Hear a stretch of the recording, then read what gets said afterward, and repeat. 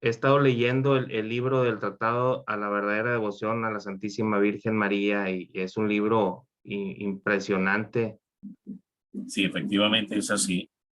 Sobre el año 1712, que es la fecha que se estima, se escribió o se pudo haber escrito por parte del Espíritu Santo el Santo Tratado de la Verdadera Devoción, y hacer mención que quien escribe el Tratado de la Verdadera Devoción no es San Luis, es el Espíritu Santo. El redactante, fíjate Jorge y toda la audiencia que nos están viendo en este momento en tu canal, el redactante del Tratado de la Verdadera Devoción es nada más y nada menos que la tercera divina persona, el Espíritu Santo. Entonces, el don de la escritura hierética es donde viene literalmente Jorge y toda la audiencia en tu canal y toma toda la humanidad del escribiente, del que sirve de instrumento para plasmar las líneas, en este caso del Tratado de la Verdadera Devoción, y no operó con el concurso de las potencias cognitivas, es decir, no fue influjo de sabiduría humana, conocimiento humano, inspiración humana, intelecto humano, no, nada de eso. Vino literalmente el Espíritu Santo, tomó literalmente la mano de San Luis María Griñón de Montfort y escrituró, como tú bien dices, en las dificultades propias de la época. Estamos hablando de un pergamino, ¿verdad? Piel de animal, que es lo que se acostumbraba en aquella época, un tarrón de tinta, una pluma de ave y a ver, escriturar esto en un tiempo récord, como tú dices, es sobrenatural. De hecho, el tratado es totalmente sobrenatural. Fíjate, hemos tenido experiencias y una oportunidad alguien en México me escribió para corroborar lo mismo que ya nos ha pasado, de que cuando ha habido exorcismo y hemos acompañado a algún sacerdote exorcista en algún exorcismo para colaborar, para ayudar con las oraciones y todo lo que él necesite, y le hemos colocado entonces el tratado al poseso encima del cuerpo, de la cabeza, inmediatamente hay una reacción grutural violenta del demonio, gritando, diciendo que le aparten el libro porque lo quema, que le quiten ese libro de encima y maldice, ¿no? Bueno, eso nos da una idea de que algo hay, definitivamente algo hay en este libro que quema al demonio, lo aborrece, lo persigue terriblemente y de hecho, de toda la revelación mariana, de todos los escritos marianos, es el libro más odiado y perseguido por Satanás en la tierra, Jorge, el Tratado de la Verdadera Devoción. Y además es que está profetizado, porque el mismo San Luis María profetizó que así sería. Ya iremos ahora vamos a escarbar, ¿no? Un poco el numeral 112 y el numeral 114 para que vayamos entrando en contexto. Tanto es odiado, Pablo, por Satanás, que desde que se escribió en 1700, por ahí de los 1712, estuvo escondido. ¿Cuántos años, Pablo? 126 años, correcto. De hecho, ya iremos a ver, pues son los cuatro tiempos, los cuatro momentos proféticos, las cuatro profecías que pesan sobre el libro. Ya las iremos justamente a mencionar. Y una de ellas es esta que tú estás hablando, donde el libro se ocultó por el demonio 126 años. Bueno, una de las cosas que más odia Satanás es el ministerio de los profetas, es la profecía. ¿Por qué odia la profecía? ¿Por qué persigue a los profetas? Porque los profetas tienen el conocimiento y la revelación para dirigir a un pueblo, para encaminar un pueblo, para instruir un pueblo, para edificar un pueblo, para exhortar del pecado, ¿no? Que está en el pecado a un pueblo y sacarlo del pecado también. Y por tanto, entonces odia también el demonio terriblemente al ministerio profético y a los profetas. Y algo que sí tiene el tratado, que no lo vas a conseguir en los otros libros piadosos, no en la forma, por lo menos como se consigue en el tratado, es que todo el tratado está cargado, Jorge, cargado de profecía. Es profecía prácticamente desde el numeral 1 hasta el numeral 273, que es el último numeral del tratado. Además, eso hace, ¿por qué que sea tan odiado y perseguido? ¿Por qué? Porque recordemos que en el libro de Proverbios, en la Biblia, dice, sin profecía, el pueblo pierde dirección. Sin profetas, el pueblo se desenfrena. Entonces eso lo sabe el demonio. Cuando hay profecía guiando un pueblo, es la luz de Dios, es la antorcha en el camino que va a iluminar el camino. Es el báculo de Moisés que va a golpear la tierra y va a abrir las aguas para que el pueblo de Dios pueda pasar. Estoy usando estas imágenes representativas, no son imágenes representativas. Entonces, la profecía es todo eso, ¿verdad? Representa la lámpara en el camino con el que el joven alumbra su sendero, Salmo 119. Representa también ese báculo de Moisés que golpea la tierra y abre las aguas para que el pueblo pueda pasar, pueda ser conducido, pueda ser dirigido. Todo ese poder lo tiene la profecía, el espíritu de la profecía. Bueno, muy bien. De hecho, el libro del Apocalipsis es profecía, es el espíritu de la profecía. Jesús es el espíritu de la profecía y el espíritu de la profecía, que es el Señor, dictó y reveló todo el libro del Apocalipsis. Entonces, de ahí el poder que tiene la profecía, porque la profecía también determina los actos de Dios, los movimientos de Dios, las estrategias de Dios. Y es lo que el diablo precisamente quiere saber. En una guerra espiritual hay espionaje y contraespionaje. Bueno, el demonio necesita saber de los actos de Dios, de las estrategias de Dios, de los movimientos de Dios, para justamente hacer la guerra y estar preparado, prevenido. Bueno, y la profecía es justamente, contiene todo este inmenso poder. Por eso es perseguido este libro tremendamente, porque anuncia cómo es que Dios va a triunfar a través de la Virgen. ¿Cómo es que el diablo va a ser derrotado a través de la Virgen? ¿Cómo es que el ejército triunfante, ese que se anunció la Virgen en Fátima, al final mi Inmaculado Corazón triunfará, ¿verdad? ¿Cómo es que toda esa profecía se cumple y se va a cumplir? ¿De qué forma? ¿Por dónde? ¿De qué manera? Todo esto se revela en el Tratado de la Verdadera Devoción. Bueno, eso nos da una idea más o menos que vamos entendiendo un poco porque este libro, el demonio lo persigue. ¿En qué sentido? En que no sea leído, no sea divulgado, mucho menos vivido, mucho menos abrazado. Si el libro no es conocido, evidentemente, pues al no ser conocido, la Virgen tampoco será conocida. Y si la Virgen no es conocida, entonces la profecía del protoevangelio de Génesis 3:15 queda como en suspenso. Y una mujer, a través de su descendencia, aplastará la cabeza de la serpiente. La descendencia somos nosotros. Eres tú, Jorge. Son los seguidores de tu canal. Es este servidor. Somos los hijos de la Santísima Virgen María. Esa descendencia que forman parte de ese cuerpo con el cual la Virgen aplastará la cabeza de la serpiente. Somos nosotros el talón que ella va a usar para aplastarle la cabeza a Satanás. Entonces, obviamente, todo esto lo enseña y lo revela precisamente el Tratado de la Verdadera Devoción. En la medida que entonces este conocimiento no se posea, no se tenga, no se divulgue, se minimice, se marginalice, se oculte, se eclipse, dentro de la misma iglesia, sea conculcado o no se le dé importancia, en cualquier forma en que esto quiera ocultarse, esa es la persecución. Y de hecho vemos que se ocultó por 126 años precisamente el tratado. Que por cierto, vuelvo y digo, que eso no sucedió con ningún otro libro, ni siquiera con la Biblia. Perdón que insista en esto y vuelva a insistir. ¿Qué tiene este libro para que el diablo se haya tomado la tarea de quemar la primera parte? Porque calcinó con su odio satánico, calcinó las primeras 90 páginas. Fueron calcinadas, quemadas, y quedó esta otra parte, que es lo que ya conocemos pues como el Tratado de la Verdadera Devoción, y que entonces, como no lo pudo quemar completo, procedió a ocultar. Dice el numeral 112. Ahí estamos, ahí comenzamos.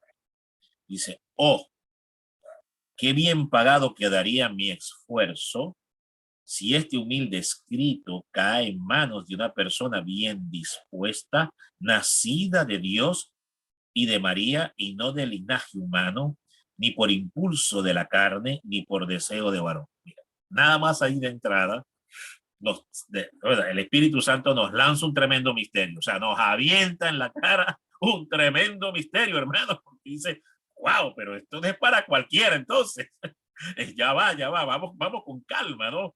Porque esto no es para cualquiera, ya va. Qué importante es esto, o sea, que cualquier persona a la que llegue este conocimiento, cualquier persona a la que llegue el libro, caiga el libro en sus manos, o este programa, cualquier persona que esté viendo este programa, no es cualquiera delante de Dios. Es un elegido, es un predestinado.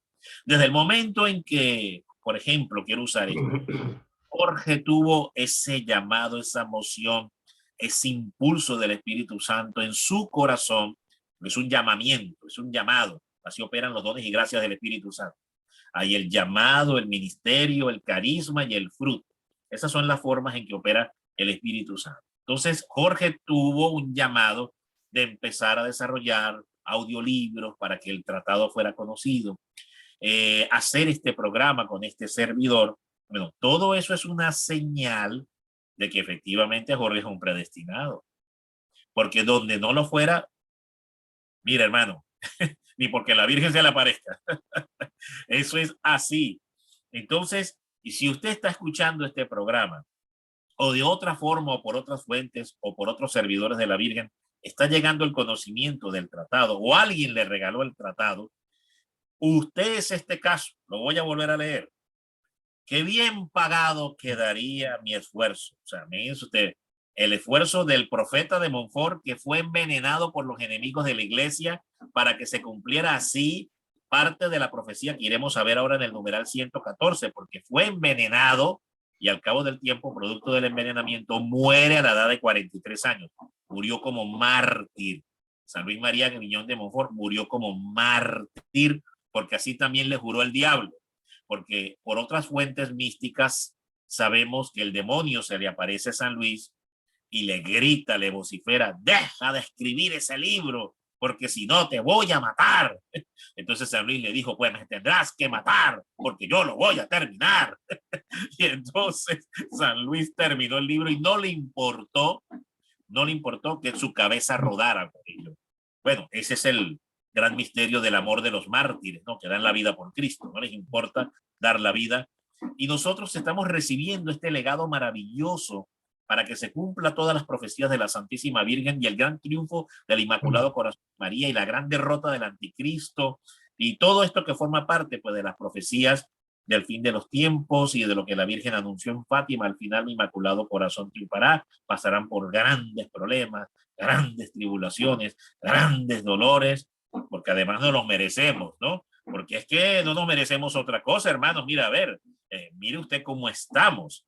De verdad que todas las cosas que están pasando y que nos estén, y que como sociedad, como humanidad, como iglesia estamos sufriendo, realmente no las merecemos. Miren ustedes que por muchísimo menos Sodoma y Gomorra fue destruida. Por muchísimo menos vino la Primera Guerra Mundial. Por muchísimo menos vino la Segunda Guerra Mundial. Entonces, si está llegando este conocimiento hoy a ti, tú eres esta persona que aquí profetiza el Espíritu Santo. Qué bien pagado quedaría mi esfuerzo, dice San Luis, si este humilde escrito cae en manos de una persona bien dispuesta. Si hoy tú tienes dispuesto el corazón a oír este mensaje del Tratado de la Verdadera Devoción, quiere decir que ya es una señal de que tú eres un elegido y un predestinado de la Santísima Virgen María, nacido de Dios y de María, y no de linaje humano, ni por el impulso de la carne, ni por deseo del varón. Se refiere a un nacimiento espiritual. Todo esto es interior, dentro del corazón. Vamos a ver, hay 10 virtudes. La Virgen principalmente condensa 10 virtudes. Tiene miles, pero San Luis lo condensa en 10 virtudes.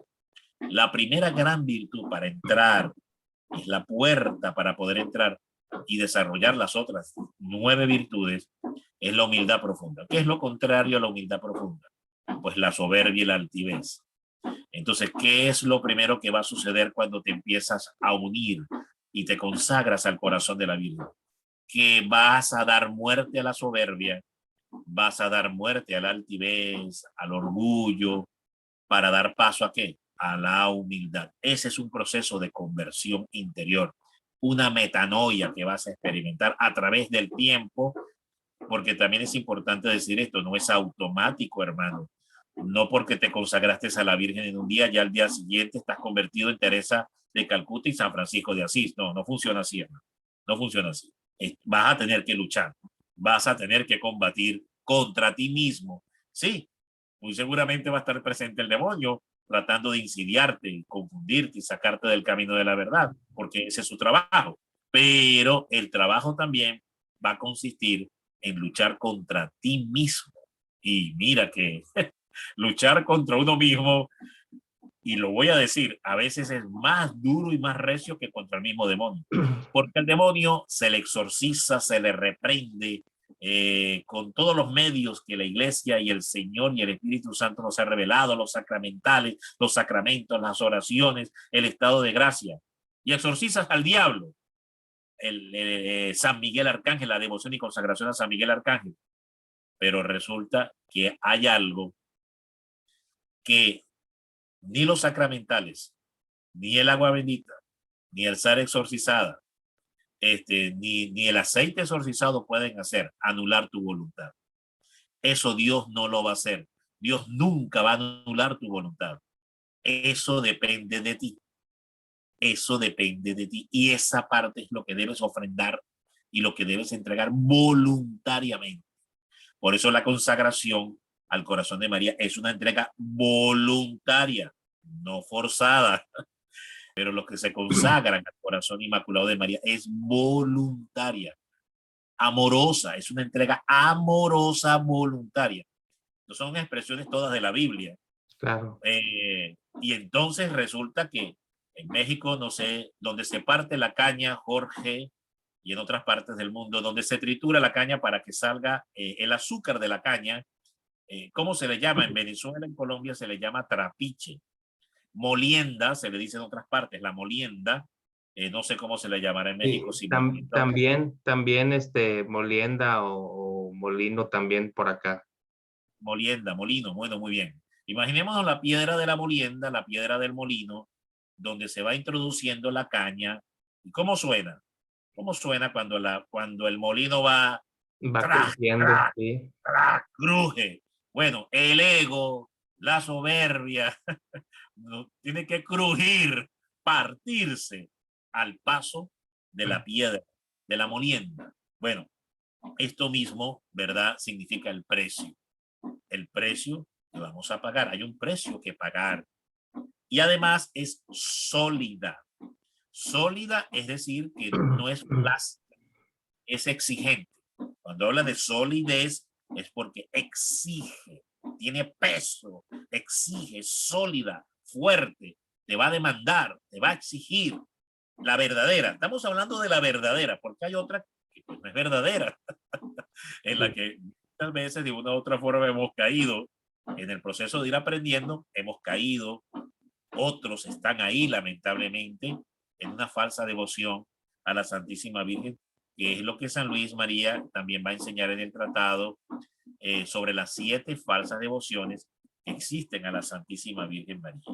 Como parte de esas 7 falsas devociones, precisamente San Luis dice que son los falsos devotos críticos, los falsos devotos escrupulosos, los falsos devotos exteriores, los falsos devotos presuntuosos, los falsos devotos inconstantes, los falsos devotos hipócritas y los falsos devotos interesados. Bueno, ahí en el numeral 92 del tratado, para los que quieran profundizar, ir y hacer la lectura y aprender más sobre esto, lo pueden hacer en el Tratado de la Verdadera Devoción, repito, numeral 92 y siguiente, se encuentra esta enseñanza. Entonces, aquí nos dice el tratado de que efectivamente la excelencia de la verdadera devoción tiene un precio y además es sólida. Todo lo que acabas de comentar, Dios lo permite, Dios permite también los ataques del enemigo porque eso te va purificando. Le decían al Padre Pío que si él le gustaría dejar de sufrir y él corrige a su hermano, y le dice, si por mí fuera, sufriría el doble. Entonces, estamos hablando de que toda la armadura, las máscaras, es importante ese crujir, se te caigan, te humillas y es cuando por voluntad propia volteas al cielo. Hablando de esto que tú mencionas, hay un santo muy poderoso, poderosísimo, amiguísimo de Jesús, encargado de esos casos difíciles, encargado de los casos más difíciles. De ese que precisamente terco, necio, que no se quiere convertir, o de ese flojo que está con espíritu de asedia, pereza espiritual, y anda caminando muy cómodo y cree que está muy convertido y no lo está, ¿no? Y todas estas cosas, hay un santo muy poderoso, muy amigo de Jesús, que Jesús lo llama y le dice, encárgate de estos casos, ve y haz el trabajo. Entonces siempre le digo a la gente, ¿cuántos quieren hacerle la novena al santo más poderoso y amigo de Jesús para los casos cuando el marido no se quiere convertir, cuando los hijos no se quieren convertir, cuando tenemos gobernantes que tampoco se quieren convertir? ¿Qué vamos a hacer, Señor? Bueno, hay un santo encargado para esos casos difíciles, el departamento de los casos difíciles. Ahí está. Bueno, y entonces yo le digo a la gente, ¿cuántos quieren hacerle la novena a ese santo? Ah, yo quiero hacerle la novena. Bueno, ese santo al que Jesús le encarga esos casos se llama San Susto. San Susto. Mire usted. Que un susto convierte, hermano. Sí, Un sí, susto convierte, un susto cambia, hermano, a la gente. sí, esa Cambia a la gente. sacudida. La sacudida, por eso estoy usando el ejemplo. Eso que dice, no es lo ideal. En el plano ideal, Dios no desea que sea así. Dios no quisiera que fuera así. De hecho, Dios no lo quiere, pero no le deja otro camino. O sea, la tosudez y la rebeldía de la voluntad humana, la terquedad de la voluntad humana, la dureza y la rebeldía de la voluntad humana, no le deja otro camino a la divina voluntad. Luisa Picarreta dice lo siguiente, es muy acertado esto que Jesús le dijo a Luisa, que dice, cuando la humana voluntad le hace la guerra a la divina voluntad no le queda otro camino que declarar la guerra, hacerle la guerra también a la humana voluntad. Son palabras e incluso están confirmadas en la Biblia, por cierto. Cuando vamos al capítulo 7 del libro de Romanos, San Pablo dice que todo aquel que obra en la carne, todo aquel que está en la carne, se constituye en enemigo de Dios. Son palabras textuales del apóstol Pablo. O sea, entonces es cierto lo que Jesús le dijo a Luisa, ¿verdad? Cuando la voluntad humana le hace la guerra a la divina voluntad no le queda otro camino que hacerle la guerra también a la voluntad humana o a la humana voluntad. Y lo dice San Pablo, que todo aquel que anda en la carne y se mueve en la carne se constituye en enemigo de Dios. Entonces, pero bueno, todo lo que pueda venir a la final es para salvar al hombre. Y también es importante misericordia, porque todo lo que pueda venir, por doloroso que sea, siempre va a ser para poder salvar al hombre. Así las cosas, entonces tenemos aquí en el tratado lo siguiente.